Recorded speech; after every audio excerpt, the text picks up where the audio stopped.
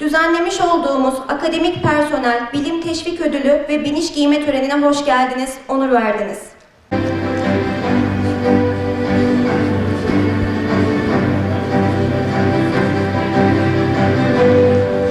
Sizlerden araştırma, öğrenme ve öğretme tutkunuzu daima canlı tutmanızı, bilime ışık tutan birer rehber olmanızı bekliyoruz. Unutmayınız ki üniversiteler sadece bilgi aktaran kurumlar değil, aynı zamanda geleceği inşa eden müstesna kurumlardır. Bu anlayış çerçevesinde sizlerin değerli katkı ve gayretleriyle üniversitemiz ile şehrimiz arasında işbirliğini güçlendirerek bulunduğumuz kente ve bölgemize sürdürülebilir katkılar sunmayı hedefliyoruz.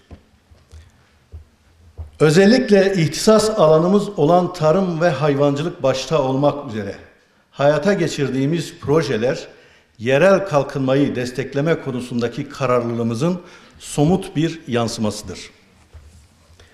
Çevremize baktığımızda, coğrafyamıza göz attığımızda koca bir ateş çemberi olduğunu görürüz. Süregelen savaşlar sadece insanları değil, aynı zamanda da insanlığı da öldürür nitelik taşımaktadır.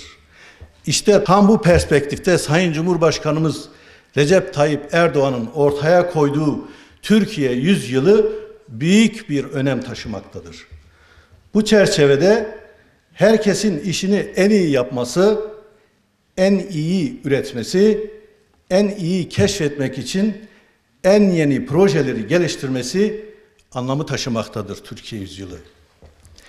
Nitekim Yükseköğretim Kurulu Başkanlığı tarafından açıklanan Üniversite İzleme ve Değerlendirme Genel Raporu'nda ulusal kurum ve kuruluşlarca desteklenen proje sayısı bakımından üniversitemiz pek çok köklü üniversiteyi geride bırakarak Türkiye genelinde 201 üniversite arasında 18. sırada yer almıştır. Bu başarıdan dolayı hepinizi ayrıca gönülden teşekkür etmek isterim.